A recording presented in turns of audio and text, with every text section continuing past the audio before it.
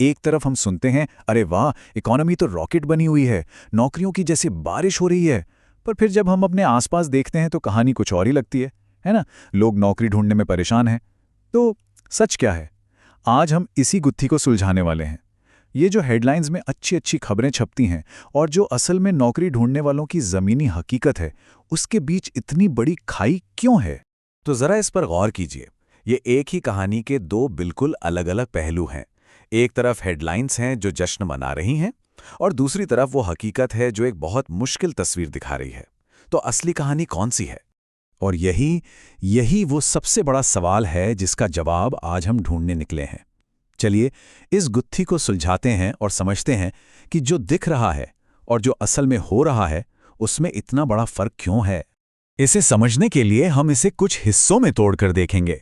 पहले हम दो बाजारों की कहानी समझेंगे, फिर हम तीन बड़े भ्रमों का पर्दाफाश करेंगे जो सच को छुपा रहे हैं, और आखिर में हम एक नई रणनीति पर बात करेंगे कि इस नए माहौल में आगे कैसे बढ़ा जाए।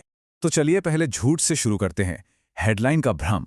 ये जानना बहुत जरूरी है कि जो बड़े बड़े चमकदार आंकड़े हमें दिखाए जाते हैं वो अक्सर अधूरी कहानी बताते हैं। ये रहा वो नंबर 1,78,000। यही वो आंकड़ा है जो हर जगह हेडलाइंस में छाया रहता है। एक महीने में इतनी सारी नई नौकरियां। पहली नज़र में तो ये बहुत ज़बरदस्त लगता है ना? ऐसा लगता है मानो इकॉनमी बस उड़ान भर रही हो। लेकिन असल में ये उस रेस्टोरेंट की तरह है जो बाहर से बिजी दिखने के लिए अंदर से खाली टेबल होने के बावजूद नकली रिजर्वेशन दिखाता है। बाहर से लगता है कि अंदर जगह ही नहीं है, पर सच्चाई कुछ और होती है। ये बस एक छलावा है। अब जरा इस नंबर की चीरफाड़ करते हैं। इन 17,800 में से लगभग 43% तो हेल्थ केयर सेक्टर के वो लोग हैं जो हड़ताल के बाद बस काम पर वापस लौटे हैं। मतलब ये कोई नई जॉब नहीं है। फिर एक बड़ा हिस्सा कंस्ट्रक्शन का है, जहां मौसम के हिसाब से काम घटता बढ़ता रहता है। तो अगर हम असली नई नौकरियों की बात करें जो इकोनॉमी में बनी हैं, वो तो सिर्फ 42% ही हैं। तो जब हम इन एक दो बार होने वाली घटनाओं को हटा देते हैं और पिछली तिमाही का औसत निकालते हैं, तो असली आंकड़ा क्या निकलता है? लगभग 68,000 नौकरियां प्रति माह। अब ये उस मजबूत बाजार से तो बहुत ही अलग तस्वीर पेश करता है जिसका दावा किया जा रहा था। आंकड़ों से हटकर लोगों की भावनाएं क्या कह रही हैं, ये भी समझना जरूरी है। न्यूयॉर्क फेड एक सर्वे करता है जिसे सर्वे ऑफ कंज्यूमर एक्सपेक्टेशंस कहते हैं। इसमें लोगों से एक बहुत ही सीधा और सरल सवाल पूछा जाता है, और सवाल यह है कि अगर आज किसी की नौकरी चली जाए तो उसे अगले 3 महीनों में नई नौकरी मिलने की कितनी उम्मीद है। और इसका जवाब सच में चौंकाने वाला है। सिर्फ 43% लोगों को यह भरोसा है कि उन्हें नई नौकरी मिल सकती है। ये 2013 से जब से ये सर्वे शुरू हुआ है अब तक का सबसे निचला स्तर है। ये वो हकीकत है जो हेडलाइंस कभी नहीं बताती। ठीक है, अब आते हैं दूसरे झूठ पर, नीति संचालित गतिरोध। बात सिर्फ भ्रामक आंकड़ों की नहीं है, बात यह भी है कि कैसे कुछ सरकारी नीतियां सीधे सीधे बिजनेस के फैसलों पर असर डाल रही हैं और हायरिंग पर एक तरह से ब्रेक लगा रही हैं। सोचिए, जब आयात पर बड़े बड़े टैरिफ की घोषणा होती है और फिर अगले ही साल में उन्हें 50 से ज्यादा बार बदल दिया जाता है, तो कंपनियों के लिए क्या माहौल बनता है? एक अनिश्चितता का माहौल। जब कोई कंपनी ये अंदाजा ही नहीं लगा सकती कि कल क्या होगा, तो नए लोगों को नौकरी पर रखने से क्यों नहीं डरेगी? और ये बात इस एक लाइन में बहुत सही कही गई है। एक बिजनेस के नजरिए से देखें तो हायरिंग के फैसले पर सबसे बड़ी चोट तब लगती है जब भविष्य के खर्चों को लेकर कोई स्पष्टता ना हो। अगर यही नहीं पता कि अगले 3 महीनों में लागत कितनी बढ़ जाएगी, तो कोई नई हायरिंग का जोखिम क्यों लेगा? तो कंपनियां दोनों तरफ से पिस रही हैं।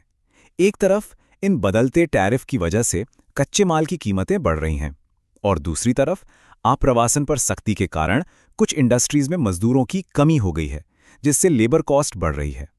और जब दोनों तरफ से ऐसा दबाव पड़ता है तो सबसे पहला कदम क्या होता है? हायरिंग रोक दी जाती है।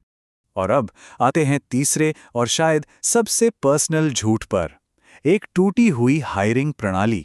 ये वो अदृश्य ताकतें हैं जो सिस्टम के अंदर बैठकर नौकरी खोजने वालों के खिलाफ काम कर रही हैं, चाहे वो कितनी भी मेहनत क्यों ना कर लें। कभी ऐसा महसूस हुआ है कि किसी ऐसी नौकरी के लिए अप्लाई किया जो शायद थी ही नहीं? इस चीज का एक नाम है घोस्ट जॉब्स। ये वो जॉब पोस्टिंग है जिन्हें कंपनियां ऑनलाइन तो डाल देती हैं, लेकिन असल में उन्हें भरने का उनका कोई इरादा नहीं होता। और ये कोई छोटी मोटी बात नहीं है। कुछ स्टडीज के मुताबिक ऑनलाइन जॉब लिस्टिंग में से लगभग 25%, यानी हर 4 में से 1 घोस्ट जॉब हो सकती है। इसका मतलब कितने ही एप्लीकेशन एक ऐसी रेस के लिए भेजे जा रहे हैं जिसकी कोई फिनिश लाइन ही नहीं है। एक और बहुत बड़ी चुनौती है एंट्री लेवल नौकरियों का गायब होना। जो काम पहले फ्रेशर्स करते थे, अब वो एआई कर रहा है। इससे करियर शुरू करने के रास्ते ही बंद हो रहे हैं। कुछ टेक फील्ड्स में तो जूनियर नौकरियों में 67% तक की भारी गिरावट देखी गई है। और सिक्के का दूसरा पहलू देखिए, जो असली नौकरियां हैं उन पर आवेदनों का सैलाब आया हुआ है। एआई टूल्स की मदद से लोग एक रात में सैकड़ों जगह अप्लाई कर देते हैं। रिक्रूटर्स का कहना है कि उन्हें 3 साल पहले के मुकाबले 10 गुना ज्यादा एप्लीकेशन मिल रहे हैं। अब इतने शोर में सही कैंडिडेट तो खो ही जाएगा ना। तो इन सब चुनौतियों को देखते हुए सवाल उठता है कि अब किया क्या जाए। चलिए अब समस्याओं से समाधान की तरफ बढ़ते हैं। यह है नौकरी खोजने के लिए एक नई रणनीति, इस नए माहौल में अपना रास्ता बनाने के लिए। यहाँ 3 बहुत जरूरी कदम हैं। पहला, सैकड़ों जगह बस सीवी फेंकना बंद करना होगा। इससे सिर्फ भीड़ बढ़ती है। क्वालिटी पर फोकस करना है, क्वांटिटी पर नहीं। दूसरा, उन सेक्टर्स पर निशाना लगाइए जहां सच में ग्रोथ हो रही है, जहां वाकई नौकरियां हैं। और तीसरा, एआई से डरना नहीं है, बल्कि उसे अपना हथियार बनाना है, एक ऐसा टूल जो हमें एक बेहतर कैंडिडेट बनने में मदद करे। तो ये ग्रोथ है कहाँ? Health care, defence, cyber security और एनर्जी जैसे सेक्टर अभी भी जोर शोर से हायरिंग कर रहे हैं। अगर किसी के पास ऐसे स्किल्स हैं जो इन सेक्टर्स में काम आ सकते हैं, तो उन पर ध्यान देना एक स्मार्ट मूव होगा, क्योंकि वहां असली डिमांड है। तो आखिर में बात बस इतनी सी है, जॉब मार्केट के नियम पूरी तरह बदल चुके हैं। ये अब वैसा नहीं रहा जैसा कुछ साल पहले था। तो सवाल ये उठता है कि क्या हम आज भी वही पुराना खेल खेल रहे हैं? इस नए माहौल में कामयाब होने के लिए अपनी स्ट्रैटेजी को बदलना और अपनाना ही आगे बढ़ने का एकमात्र तरीका है।